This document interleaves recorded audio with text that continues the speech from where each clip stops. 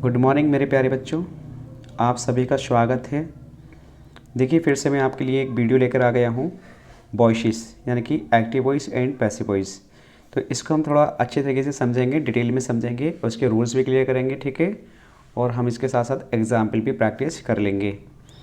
देखिए पहले समझ लेते हैं और स्टार्ट करते हैं। लेकिन स्टार्ट करने से पहले आपको मैं बताता हूँ कि जिस किसी ने मेरा चैनल सब्सक्राइब नहीं किया है तो प्लीज़ चैनल को सब्सक्राइब कर लें ताकि आपको इस तरह की वीडियो ज़्यादा से ज़्यादा मिलती रहे। ओके, तो देखिए स्टार्ट करते हैं मेरे प्यारे बच्चों। वॉइसेस कितनी होती हैं? दो प्रकार की वॉइसेस होती हैं, active voice and passive voice. ये आपके सामने लिख रही हैं। ओके, तो हम यहाँ पर देखिए जो टेंस होते हैं हमारे टेंस में से हम कितने पार्ट्स की वॉइस बनाते हैं, पैसिव वॉइस बनाते हैं, तो वो हमें यहाँ समझना है। तो हम टेंस जानते हैं, टेंस तीन होते हैं, प्रेजेंट एंड पास्ट फ्यूचर। एक प्रेजेंट होता है, पास्ट होता है, एक फ्यूचर होता है। तो मेरे प्यारे बच्चे इनको भी हम 12 भागों में डिवाइड करते हैं, यानी कि 4 पार्ट ये होते हैं हमारे, 4 इसके होंगे और 4 ही फ्यूचर के होंगे, ठीक है। तो प्रेजेंट इंडेफिनिट है पहला, देख रहे हैं आप। दूसरा है present continuous, present perfect continuous. यहाँ ये हमारे टेंस की पहचान हो रही है अभी। दूसरे पास्ट में देख लेते हैं इसी तरीके से, पास्ट इंडेफिनिट है, पास्ट कंटिन्यूस है, पास्ट परफेक्ट है और एक पास्ट परफेक्ट कंटिन्यूस है। इसी तरीके से मेरे प्यारे बच्चों सिंपल फ्यूचर देख लेते हैं। फ्यूचर इंडेफिनिट है, फ्यूचर कंटिन्यूस है, फ्यूचर परफेक्ट है और फ्यूचर परफेक्ट कंटिन्यूस है, ठीक है। तो ये मेरे प्यारे बच्चों 12 पार्ट होते हैं इस सेंटेंस के, 12 पार्ट। तो इसमें हमें कितने पार्ट्स की पैसिव वॉइस बनती है, कितने की नहीं बनती है, तो यहाँ पर हम आसानी से क्लियर कर लेंगे। तो मेरे प्यारे बच्चों देखिए यहाँ समझते हैं हम किस पार्ट्स की पैसिव वॉइस नहीं बनती है और किसकी बनती है। तो यहाँ देखेंगे जितने भी प्रेजेंट परफेक्ट कंटिन्यूस है या पास्ट परफेक्ट कंटिन्यूस है या फ्यूचर परफेक्ट कंटिन्यूस है, इनकी पैसिव वॉइस नहीं बनती है मेरे प्यारे बच्चों। और एक ही हमारा फ्यूचर कंटिन्यूस है, इसकी पैसिव वॉइस नहीं बनती है, ठीक है। तो देखेंगे मेरे प्यारे बच्चों तो बनती किसकी है, यानी प्रेजेंट इंडेफिनिट है, प्रेजेंट कंटिन्यूस है, प्रेजेंट परफेक्ट है। इसी प्रकार यहाँ पास्ट इंडेफिनिट है, पास्ट कंटिन्यूस है और पास्ट परफेक्ट है, या फ्यूचर इंडेफिनिट है और फ्यूचर परफेक्ट है। सेंटेंस में इनकी बनती है और इम्परेटिव सेंटेंस की भी बनती है पैसिव वॉइस, तो बाद में सीखेंगे। अभी हम यहाँ पर जो सिंपल टेंस होते हैं हमारे, उसी के बारे में डिस्कस कर रहे हैं, ठीक है मेरे प्यारे बच्चों। तो देखिए हम जो टेंसेस यानी कि पैसिव वॉइस को कवर करेंगे, सबसे पहले हम प्रेजेंट इंडेफिनिट के सेंटेंस को समझेंगे, ठीक है। इसकी पैसिव वॉइस एक एक रूल समझेंगे, इसको कैसे पहचान होती है इसकी, और इस तरीके के सेंटेंस की पैसिव वॉइस किस प्रकार बनाई जाती है। ओके, उसके बाद हम यहाँ प्रेजेंट कंटिन्यूस है हमारा, उसके बाद इस तरीके से हम प्रेजेंट कंटिन्यूस पढ़ेंगे, फिर प्रेजेंट परफेक्ट, फिर इस तरीके से पास्ट इंडेफिनिट पढ़ेंगे, past continuous, past perfect, future indefinite, future perfect. Okay, तो हम इस तरीके से ये सारे पार्ट हमें पढ़ने हैं। तो देखिए मेरे प्यारे बच्चों, सबसे पहले मैंने लिया है आपके लिए प्रेजेंट इंडेफिनिट। तो प्रेजेंट इंडेफिनिट की पहचान मेरे प्यारे बच्चों यही होती है कि हिंदी वाले सेंटेंस के लास्ट में ता है, ती है, ती इस तरह के वर्ड आते हैं, लेकिन इंग्लिश में पहचान करना सीखना है हमें। तो इंग्लिश में सब्जेक्ट मिलता है किसी भी सेंटेंस को बनाने के लिए, या तो वर्ब की फर्स्ट फॉर्म मिलेगी या वर्ब की फर्स्ट फॉर्म में एस या ई एस लगा हुआ मिलेगा। उसके बाद ऑब्जेक्ट होगा। ऑब्जेक्ट हमारा नाउन भी हो सकता है, प्रोनाउन भी हो सकता है, तो इसलिए हम नाउन या प्रोनाउन ऑब्जेक्ट के स्थान पर लिख सकते हैं मेरे प्यारे बच्चों, ठीक है। तो समझेंगे, देखिए जब हम इसकी एक्टिव फॉर्म में कहलाएगा ये सेंटेंस हमारा, जब हम इस तरीके के सेंटेंस की पैसिव बनाते हैं तो ऑब्जेक्ट को सब्जेक्ट और सब्जेक्ट को ऑब्जेक्ट बनाते हैं। तो ये जो हमारा सब्जेक्ट ऑब्जेक्ट है इसका, तो सबसे पहले हम इसको इधर लाएंगे, ठीक है। इसके अकॉर्डिंग हम यहाँ पर इज़ एम आर का यूज करेंगे। अगर सब्जेक्ट सिंगुलर है तो इज़ आ जाएगा, अगर सब्जेक्ट आई है तो एम और प्लूरल है तो आर आ जाएगा। जैसे ही ये वर्ब यूज करेंगे उसके साथ हम वर्ब की थर्ड फॉर्म यूज करेंगे, उसके बाद प्रीपोजिशन यूज करेंगे कोई ना कोई, ठीक है। प्रीपोजिशन ज़्यादातर बाई का यूज करते हैं, लेकिन कोई और भी प्रीपोजिशन यहाँ पर यूज कर सकते हैं हम, ठीक है। जैसे वाई है, टू है, ऑन है, इस तरीके की प्रीपोजिशन होती हैं। फिर उसके बाद हम सब्जेक्ट, यहाँ ये जो सब्जेक्ट होता है वो सब्जेक्ट को लास्ट में लिख देते हैं, ठीक है। लेकिन ये ध्यान रखना, अगर यहाँ मेरे प्यारे बच्चों आई है तो यहाँ आके मी बन जाता है, यानी कि ऑब्जेक्टिव केस आता है। क्यों? क्योंकि प्रीपोजिशन के बाद ऑब्जेक्टिव केस आता है, ठीक है। अगर इसका सब्जेक्ट यहाँ पर वी है तो यहाँ पर आगे अस हो जाएगा, ठीक है। अगर सपोज इधर अस है तो इधर लाना हो तो वो इसका सब्जेक्टिव केस यूज कर लेंगे, जस्ट अपोजिट हो जाएगा। ओके, देखिए तो ये इसका रूल था। अब मैं आपको इसके एग्जाम्पल के अकॉर्डिंग रूल्स को क्लियर कर देता हूँ। देखिए मेरे प्यारे बच्चों, एग्जाम्पल से आपको लिख रहा है ही प्लेज क्रिकेट। तो इस सेंटेंस में क्या है, ही सब्जेक्ट है, प्लेज वर्ब है और क्रिकेट क्या है, ऑब्जेक्ट है। ओके, तो इस क्रिकेट को उसका सब्जेक्ट बनाएंगे, क्रिकेट को इधर लाएंगे। आपके क्रिकेट के अकॉर्डिंग क्या यूज करना है, इज, क्योंकि अब देखिए हमने इस नाउन को ले लिया है तो इनमें से इज एम आर यूज करना है, तो इज आ गया किसके अकॉर्डिंग, यहाँ क्रिकेट के अकॉर्डिंग इज आ जाएगा। इस पैटर्न के अकॉर्डिंग चलना है। जो पैसिव का जो पैटर्न लिख रहा है आपके सामने, तो इसके अकॉर्डिंग चलना है। हमें सबसे पहले किसकी इंग्लिश आनी है, ओके, किस पार्ट्स को हमें सबसे पहले यहाँ पर फिल करना है। तो इसके बाद देखिए आर आ गया है, तो उसके बाद हम वर्ब की थर्ड फॉर्म लिखेंगे, तो थर्ड फॉर्म मैंने लिख रखी है। फिर प्रीपोजिशन लिखेंगे, मैंने ये लिख रखा है, तो प्रीपोजिशन मैंने बाय लिख दिया यहाँ पर। और उसके बाद सब्जेक्ट, यानी कि सब्जेक्ट यहाँ पर आ जाएगा, क्या है सब्जेक्ट हमारा, ही, तो ही का ऑब्जेक्ट केस आएगा हिम, ओके। एक और एग्जाम्पल समझ लेते हैं। देखिए आई नो यू, तो यू क्या है, इसका ऑब्जेक्ट है, तो इधर लाके इसको सब्जेक्ट बनाएंगे और इसके अनुसार आर यूज कर लेंगे, वर्ब की थर्ड फॉर्म नॉन, और जैसे ही वर्ब की थर्ड फॉर्म यूज करेंगे तो नॉन के बाद बाई नहीं आता, एक टू प्रीपोजिशन आती है फिक्स, ठीक है। तो you are known to me, I इधर जाकर क्या बन जाएगा, मी बन जाएगा, क्योंकि ऑब्जेक्टिव केस आना है प्रीपोजिशन के बाद, ओके। तो ये सेंटेंस देखिए सिंपल सेंटेंस है हमारे।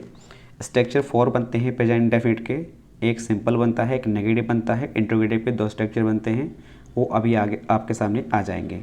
ये 2 सेंटेंस हैं आपके सामने, प्रैक्टिस कर सकते हैं आप, आपकी प्रैक्टिस के लिए हैं, ठीक है।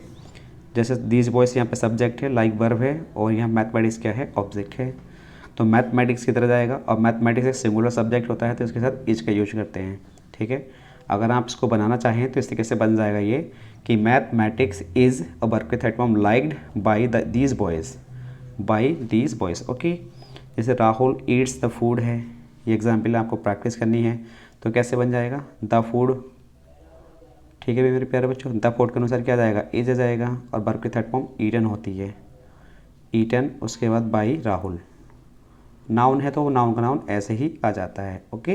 तो ये प्रैक्टिस आपको करनी है, क्योंकि आपको अगर ऊपर वाले एग्जाम्पल समझ में आ गए होंगे तो आप इनको आसानी से ट्रांसलेट कर सकते हैं पैसिव में, ओके। नेक्स्ट देखते हैं मेरे प्यारे बच्चों। नेक्स्ट देखिए आपके सामने है नेगेटिव पैटर्न। नेगेटिव पैटर्न क्या है, सब्जेक्ट साइड डू डज के बाद नोट मिलेगा हमें, ठीक है, और उसके साथ वर्ब की फर्स्ट फॉर्म मिलेगी, फिर नाउन या प्रोनाउन मिलेगा। ये कौन सा फॉर्म होता है, एक्टिव फॉर्म होता है। जब हम इसका पैसिव बनाएंगे तो ये जो नाउन या प्रोनाउन इधर लाएंगे, इसके अनुसार फिर हमें इज एम आर यूज करना होता है। नोट है तो लगाएंगे, नहीं है तो नहीं लगाएंगे। पैसिव में वर्ब की थर्ड फॉर्म ही आती है, फिर उसके बाद थर्ड फॉर्म के बाद कोई ना कोई प्रीपोजिशन यूज करना है, फिर सब्जेक्ट, जो सब्जेक्ट यहाँ लिखा होता है वो से हम लास्ट में जाकर लिख देते हैं। लेकिन अगर कोई प्रोनाउन यूज हो रहा है तो प्रोनाउन का ऑब्जेक्टिव केस यूज करते हैं, ठीक है। और नाउन को बिल्कुल एजिट लिखा जाता है, जैसे अभी पीछे हमने लिखा था राहुल। यहाँ समझेंगे एग्जाम्पल से। एग्जाम्पल्स आपके लिए पहला है कि I do not like you, मैं तुम्हें पसंद नहीं करता हूँ, ठीक है। तो यू क्या है, इसका ऑब्जेक्ट है, तो यू को लाएंगे। डू नॉट हो, कुछ भी हो, तो उसमें हमें क्या बनाना है, जब पैसे वॉइस बनाते हैं तो इज एम आर का यूज करना होता है। तो यू का क्या हो जाएगा, आर, नॉट सेंटेंस में भी है तो इसमें भी नॉट आ जाएगा। लाइक वर्ब के थर्ड फॉर्म बाई, और आई इधर आगे क्या बन जाएगा, मी बन जाएगा, ओके। नेक्स्ट एग्जाम्पल देखते हैं। देखिए नेक्स्ट एग्जाम्पल आपके सामने है, the teachers does not teach me English. देखिए यहाँ पे 2 ऑब्जेक्ट हैं, एक मी है और एक इंग्लिश है, ठीक है। तो ये 2 ऑब्जेक्ट हैं, एक डायरेक्ट ऑब्जेक्ट कहलाता है, एक इनडायरेक्ट ऑब्जेक्ट कहलाता है। ज़्यादातर जो मी हो, हिम हो, ठीक है, अस हो, ये ऑब्जेक्ट जो होते हैं ये इनडायरेक्ट कहलाते हैं, और जो इससे अलग होते हैं वो डायरेक्ट ऑब्जेक्ट कहलाते हैं। लेकिन ध्यान रखना कोई ज़रूरी नहीं है ऐसा। अभी फ़िलहाल आप इतना समझ लीजिए। देखिए कैसे इसका हम ट्रांसलेशन करेंगे। तो मैं 2 ऑब्जेक्ट यानी कि मी से भी बन जाएगा और इंग्लिश से भी बन जाएगा। तो सबसे पहले मैं इंग्लिश से बना रहा हूँ। इंग्लिश लाऊंगा इधर, तो इंग्लिश के अकॉर्डिंग मैं इज यूज करूँगा, फिर नॉट, वर्ब के थर्ड फॉर्म, टॉट, ठीक है। अब ये जो मी है ना, तो इस मी को हम 2 से जोड़ देंगे। यहाँ पर देखिए दिख रहा है, ये 2 से जोड़ देंगे, जब जाके हम बाई लिखेंगे। तो English is taught to me by the teacher, यानी कि जो टीचर है इसको हम बाई से लिख देंगे, ओके। अब देखिए नेक्स्ट समझ लेते हैं। यानी कि फिर मैंने अब इसको मी ऑब्जेक्ट है, मी से बना कर दिखाया है और करके, यानी कि दूसरा तरीका भी हो सकता है इसको बनाने का। तो जब मी को इधर लेके आएंगे तो आई हो जाएगा, और आई के साथ एम आता है, और उसके साथ सेंटेंस में नोट है तो नोट आएगा। वर्ब के third form dot English. English को 2 से नहीं जोड़ने के हैं, ठीक है। यानी कि जो हमारा इनडायरेक्ट ऑब्जेक्ट होता है इसको हम 2 से जोड़ते हैं, लेकिन यहाँ पर डायरेक्ट ऑब्जेक्ट को 2 से नहीं जोड़ते, okay, by the teacher. I hope समझ में आ गया होगा। देखिए नेक्स्ट एग्जाम्पल आपके लिए प्रैक्टिस के लिए हैं, यू टीच मी ग्रामर। इसमें भी मैंने 2 तरीके के एग्जाम्पल्स क्लियर करे हैं, क्योंकि एक ऑब्जेक्ट मी से भी बन जाएगा और ग्रामर से भी बन जाएगा ये सेंटेंस। तो आप आसानी से बना सकते हैं जिस तरीके से मैंने आपको ये समझाया है, ओके। देखते हैं हम नेक्स्ट क्वेश्चन क्या है हमारे लिए। देखिए मेरे प्यारे बच्चों, नेक्स्ट क्वेश्चन है हमारे लिए, इंट्रोगेटिव 2 प्रकार के होते हैं। एक तो वो जिनके शुरू में हेल्प पर डू या डज आता है, तो आपके सामने लिख भी रहा है डू डज, ठीक है। तो डू डज है प्लस सब्जेक्ट होता है नॉट, प्लस वर्ब की फर्स्ट फॉर्म नाउन या प्रोनाउन होता है, लास्ट में क्वेश्चन मार्क। ये कौन सा फॉर्म होता है, एक्टिव। जब इसका पैसिव वॉइस बनाते हैं तो हम यहाँ पे देखिए डू डज आता है इस वाले सब्जेक्ट के अनुसार, लेकिन यहाँ पर जो इज एम आर आएगा वो इसका जो ऑब्जेक्ट होता है उसके अनुसार आता है पैसिव वॉइस में। ओके, तो शुरू में इज एम आर यूज करेंगे, फिर ये जो नाउन प्रोनाउन ये लिखेंगे, फिर नॉट, फिर वर्ब के थर्ड फॉर्म, प्रीपोजिशन यूज कर लेंगे। उसके बाद ये जो सब्जेक्ट होता है जो सर्कल कर रखा है वो यहाँ पर आ जाता है। ओके, तो देखेंगे एग्जाम्पल से समझ लेते हैं। और एग्जाम्पल आपके सामने, do you not do your homework. देखिए यहाँ पे डू हेल्पिंग वर्ब है और यहाँ पे ये डू मेन वर्ब है। ओके, तो आपको helping verb as a main verb का भी ध्यान रखना है। तो इसका जो ऑब्जेक्ट है ना मेरे प्यारे बच्चे, ये डू योर होमवर्क है, तो शुरू में इस योर होमवर्क के वजह से क्या आ जाएगा, इज आ जाएगा। फिर इस योर होमवर्क को सब्जेक्ट बनाएंगे इसका हम, फिर नॉट सेंटेंस में है तो नॉट यहाँ यूज कर लेंगे और वर्ब के थर्ड फॉर्म डन लिख दी है।